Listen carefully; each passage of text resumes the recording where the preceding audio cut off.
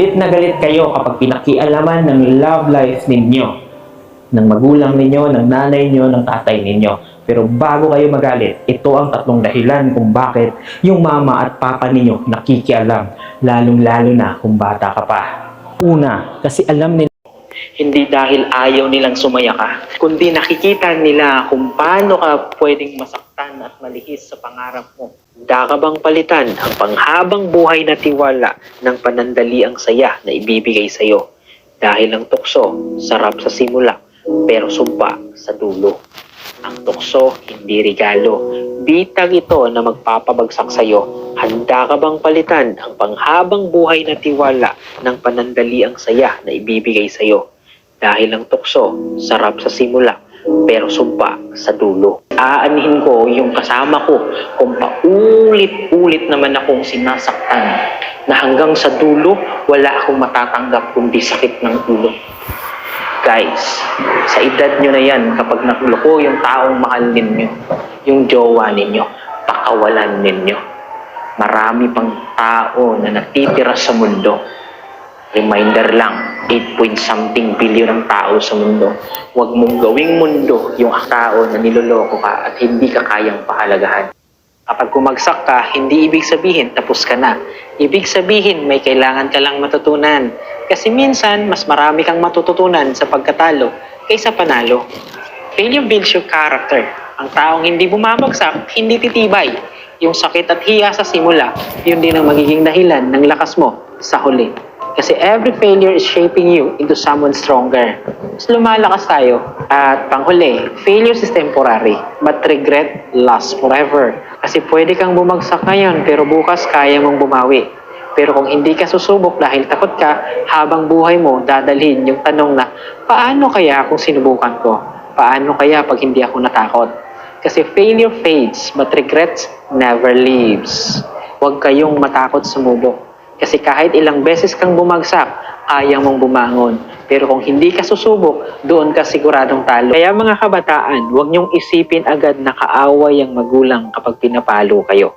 Minsan sila ang natitirang handang ituwid ka habang mali ka pa. At mga magulang, huwag nating kalimutan ang disiplina dapat nagtuturo, hindi lang namamalo ng walang dahilan. Kasi sa huli, kailangan ng tamang disiplina.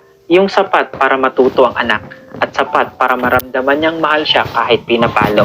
Dahil kung hindi natin sila tuturuan ngayon, baka ang magturo sa kanya bukas, pulis, korte o mismong buhay na walang awa. If you feel pressured in life, isipin niyo to. Una, pressure means you're on the right track. Walang pressure sa taong walang ginagawa. Kung nahihirapan ka, ibig sabihin may inaabot ka na hindi basta-basta. Because the weight you feel now is proof na umaangat ka, hindi bumabagsak. Ikalawa, comparison will kill you faster than failure. Madalas, hindi naman talaga pressure ang problema, kundi yung kakatingin nyo sa iba. Hindi lahat pare-pareho ng takbo, hindi lahat pare-pareho ng oras. So run your own race. Kasi kahit mauna ka o mahuli, finish line mo pa rin yun. At panghuli, pain fades but growth stays. Yung sakit ng pressure, panandalian. Pero yung tibay at disiplina na natutunan mo dahil dito, dala mo yun habang buhay. So the pressure will leave scars, but those scars will be your strength. Magiging lakas nyo po sila. Kaya kung pressured kayo ngayon, huwag nyong isipin na katapusan na. Kasi minsan yung pressure na kinaiiyakan nyo ngayon, siya rin ang magiging dahilan kung bakit mas malakas ka bukas. Tandaan nyo, ang diamond galing din sa matinding pressure bago siya kumislap. Gets nyo? Minsan pinipili natin yung excuses natin kaysa sa pangarap natin. Kaya gusto nating sumuko. Minsan kasalanan mo na pinili mong sumuko at pinili mo yung excuses. At yes, ang excuses minsan valid at kadalasan valid. Pero kapag puro excuse ang pakikinggan mo, tapos puro ka reklamo, maniwala ka, wala kang mararating sa buhay mo. Kasi lahat naman tayo may excuse eh. Lahat naman tayo kahit papano is what? May mga problema. Mayroong pwedeng humila pababa. Pero kung yung humilila pababa sa iyo, yun yung pakikinggan mo, huwag kang umasa na makukuha mo yung pangarap mo.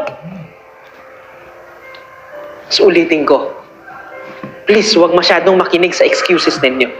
Pakinggan nyo yung pangarap nyo. Tuparin nyo yung pangarap nyo. Gumalaw kayo. Huwag yung excuses. Kasi madaling sumuko. Try natin. Kunwari, itong baso na to, salamin. Babasagin. Tama?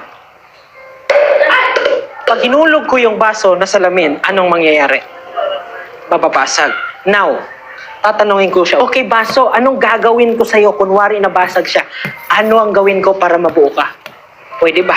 Pwede mong pagdikit-dikitin, pero siya pa rin ba? Hindi na. Para rin itong tiwala eh. Kapag nabasak, mahirap ibalik. Ang isa sa mga nawala sa panahon ngayon is yung pagmamano. Tama? Pagdating sa bahay, anong nangyayari? Sa halip na magmano, wala na. Anong nangyayari? Iwan bag, tapon bag, tanggal uniform, tanggal sapatos, murabag, parang ahas lang. Sing! Mag-uwi lang, magkain. Tapos magreklamo pa kung walang nasaing. Magreklamo pa kung walang ulam. Samantalang akala mo kung sino lang na what? Para bang may katulong lang. So guys, huwag ganyan. Ma, pa, gusto ko ng iPhone. Ayaw ko tong binili niyo. Kung isa ka sa mga kabataan na nakapagsabi nito, tandaan niyo to. Una, hindi madaling kumita ng pera. It should. Pangatlo, gratitude is free. Hindi mo kailangang mayaman para maging mapagpasalamat. Isang simpleng thank you sapat na para mapawi ang pagod ng magulang ninyo. Kaya tandaan nyo to, kung hindi kayo marunong magpasalamat, kahit anong bagay ang ibigay sa inyo, kulang pa rin. Yung perang pinambili sa gamit nyo, may pawis, puyat at pagod na kapalit. Bago kayo magreklamo, isipin nyo muna ilang araw na nagtrabaho ang magulang nyo para mabili yan. Pangatlo, sacrifice has limits. Akala nyo kasi madali lang magbigay. Hindi po. Minsan inuuna kayo ng magulang nyo kaysa sa sarili nila. Kaya bago ka muling humiling, bago kaya muling magreklamo, tandaan nyo to, na hindi madaling kumita ng pera. At kung binigyan man kayo, magpasalamat. Sa abroad, bawal magkasakit. Kasi pag bumagsak ka, wala kang aasahan kundi sarili mo. Kasi walang mag-aalaga, walang pamilya, at walang oras para huminto. Kasi sa abroad, kahit may lagnat ka, kailangan mong pumasok. Kahit medyo may problema ang katawan mo, kailangan mong kumayod. Kaya bago mo sabihin maswerte ang nasa abroad, isipin mo muna kung ilang sakit at pagod ang tiniis nila nang walang kasama. At kung may OFW ang pamilya, huwag mong baliwalain ang effort nila. Dahil minsan, hindi lang pera ang pinapadala nila, kundi lakas na pinipilit nilang buuin araw-araw. Kahit sila mismo, wala nang masandalan. Alam mo, balang araw, maiintindihan mo na ang pinakamalaking mali ay hindi yung iniwan kanila, kundi yung iniwan mo rin yung sarili mo para lang hakulin sila. People can change if the concept change. Maybe physically not nagbago ako, pero yung konsepto ko sa mga bagay, sa senaryo, nagbabago. At sa time na nagbago yan, nagbabago rin ang tao. For example, your concept right now is you are poor. But alam nyo ba, naging mayaman ang tao hindi lang dahil sa physicality niya. Yumaman dahil yung mindset niya nagbago. Okay, mahirap lang kami, oo. Pero sabi niya, yung pero ngayon, yun ang nagpapabago ng buhay ng tao. Mahirap ako, oo. Pero, someday, kaya ko. Kaya ko na umasenso, kaya ko kahit papano na makakamit ko ang pangarap ko.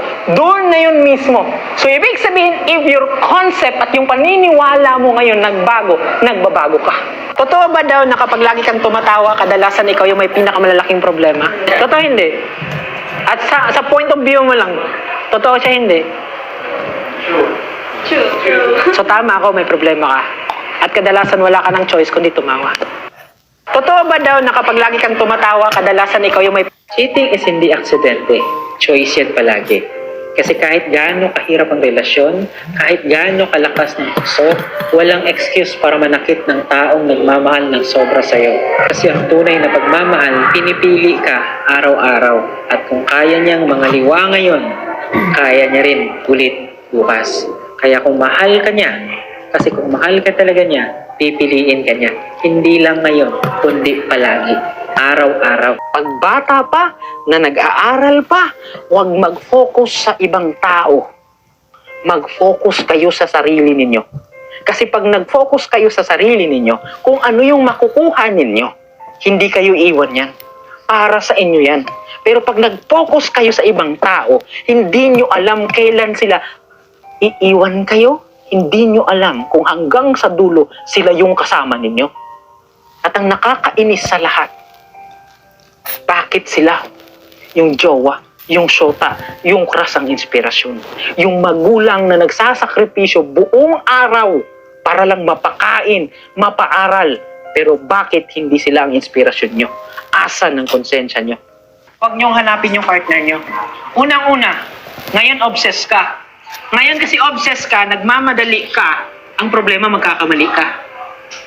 Kasi the more na nagmamadali tayo, kadalasan nagkakamali.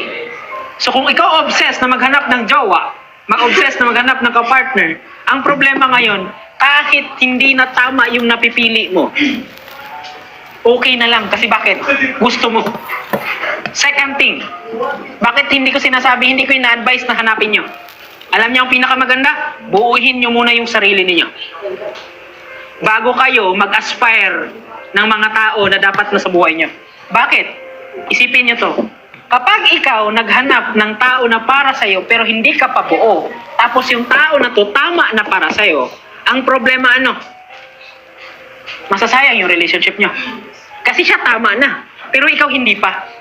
So walang sense na okay siya lang yung tama, ikaw hindi. Ano ka, magpapaampon ka sa kanya? Ang problema kasi mauubos sino? Yung tamang tao sa'yo. Kasi immature ka eh. Lagi siya mag-a-adjust? Wala po. At gaano kayo kamahal ng tao, magsasawa ang tao kung kayo wala kayong ginagawa para mabago yung buhay nyo. So kung niloko ka, huwag mong sisihin ang sarili mo. Hindi dahil kulang ka, hindi dahil mahina ka, niloko ka kasi sila ang marupok. And here's the truth. Ito yung totoo. When someone is nagloko sa'yo, the trash just took itself out. Inalis lang talaga ni God yung basura sa buhay mo. So kung niloko ka, huwag mong sisihin ang sarili mo. Hindi dahil kulang ka, hindi dahil mahina ka, niloko ka kasi sila ang marupok. And here's the truth. Ito yung totoo. When someone is nagloko sa'yo, the trash just took itself out. Inalis lang talaga ni God yung basura sa buhay mo. Hindi aksidente ang pagtataksil. Kasi bago sila magloko, ilang beses silang nag-decide. Una, sa isip. Pangalawa, sa chat. At pangatlo, sa action. Kaya kung kaya ka nilang lokohin habang kasama ka, ibig sabihin wala talagang respeto. Kung kaya ka nilang pagtaksilan kahit wala kang ginagawang mali, ibig sabihin hindi ikaw ang problema, sila. At kung kaya nilang gawing normal lang panloloko, ibig sabihin lang nun na sila ang hindi totoo. Because cheating doesn't expose your weakness. It exposes theirs. It's not reflection of your worth. It's a reflection of their emptiness. Kasi minsan, kahit anong buo mo, hindi mo mapupuno yung taong butas ang pagkatao. Mahal mo ba magulang mo? Ha? Mahal mo ba tatay mo? Mahal mo ba nanay mo? Siguro na, sir. Di ba kapag mahal mo sila, iingatan mo yung katawan mo? Kasi pag nagkasakit ka, sila naman ang mapiperwisyo. Sila yung problema. Sila yung magproblema. Kaya nga sabi ko sa'yo, if you love your parents, if you love somebody, o yung magiging anak nyo pagdating ng araw, ingatan nyo katawan nyo. Kasi the way na iniingatan mo ang katawan mo, the more na mahal mo sila. Kasi unang-una, hindi sila magsasakripisyo para sa'yo pag nagkasakit ka. Kapag mahal, kasi minsan nakakarinig ako sa mahal na mahal ko ang parents ko. Hindi nag-aaral ng mabuti. Laging nagjojowa. Mahal na mahal ko parents ko, sir. Pero nandun, nagkakating classes. Nandun sa barkada, mahal na mahal ko ang parents ko. But the question is it true? Kasi kung mahal mo sila at mahalaga sila, isusundin mo sila kung yung bagay na pinagbabawal sa'yo, ikakabuti mo. If you love your parents, please take care of your body. If you love your parents, respect them. And if you love your parents, parang awanin nyo. Gawin yung best version yung sarili ninyo. Tuwing nagsisinungaling siya, pinapatawad mo. Nagsinungaling siya, pinatawad mo. Nagsinungaling siya, pinatawad mo. At naiintindihan ko bakit mo pinatawad. Bakit? Mahal mo siya. Pero ang tao na pinatawad at hindi nagbago, kailangan mong mag-isip. Bakit? Uulit-ulitin yan na masaktan ka. Uulit-ulitin kang tatarantaduhin yan kasi ang akala niya, ang alam niya sa utak niya, is kahit magloko siya, kahit magsinungaling siya, papatawarin mo pa rin siya. Lumalakas lang yung loob niya sa tuwing nagsisinungaling, nagluloko. Kasi bakit? Alam niya na papatawarin mo siya. At tuwing hindi lahat ng pangakong yan natutupad. At most of the time, yung pangako na yan, naipako lang. Hindi kita iiwan, tayo lang, hindi kita kayang wala. Pero tingnan mo bukas, pag naghiwalay ko, may iba na. Shh! Huwag kayong maniwala minsan sa pangako, ha? Kaya nga siya tinawag na promise. Kasi hindi sigurado. Opo! Sino nagsabi sa inyo na promise na sigurado na agad? Wala! Pag nag-promise siya, ibig sabihin, walang kasiguraduhan. Pero ang maganda sa promise, what? Pinanghahawakan mo yung sinabi niya sa'yo. Pero hindi porkit pinanghawakan mo yung sinabi niya sa'yo at nag-promise siya sa'yo, toto pa rin niya. Ang tanong ko, ilang tao na bang nangako sa'yo? Bakit ngayon mag-isa ka pa rin? Diba? Ilan naging uya mo? 3. Tapos lahat sila promise I love you, ikaw lang lagi. Pero ngayon, 3 na naging ex mo. Naniniwala ka pa rin sa pangako nila? Mas maniwala kayo sa pinapakita at ginagawa at pinaparamdam. Huwag sa sinasabi. Anong tawag sa relasyon na puno ng sorry, pero kulang sa pagbabago? Yung tipo bang lagi kang niloloko, lagi siyang nagsusorry, pinapatawad mo, pero hindi nagbabago? Anong tawag dyan sa relasyon na yan? Pagiging broken, hindi hadlang para maging masaya kayo. At sometimes, pwede nyo maging strength ang pagiging broken family para mas magiging masaya kayo kasi naranasan nyo na kung anong pakiramdam ng pagiging broken family. Nagets nyo? It's depend upon kung gaano kayo kagising, gaano kayo ka-aware. Kasi pag aware kayo kung ano yung pain na meron kayo at anong ayaw ninyo na maranasan, doon yung kalakasan ninyo. Pagiging broken, hindi hadlang para maging masaya kayo. At sometimes, pwede nyo maging strength ang pagiging broken family para mas magiging masaya kayo kasi naranasan nyo na kung anong pakiramdam ng pagiging broken family. Nagets nyo? Magkano ang tubig na to?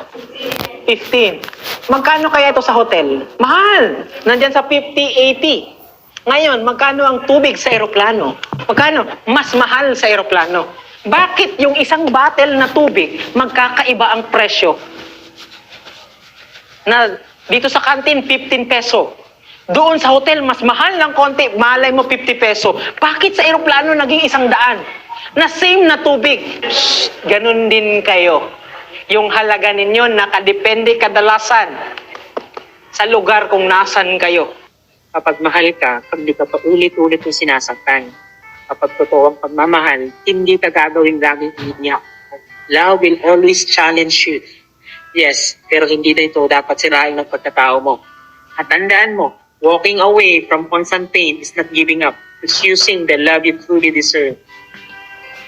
Anong tawag sa tao na ayaw kang mawala, pero laging nagloloko? Sinasaktan ka, pinagpalit ka sa iba. Tapos sasabihin niya sa'yo, ikaw lang yung mahal ko. So anong tawag sa tao na ayaw kang mawala, pero nagloloko? I-comment mo nga.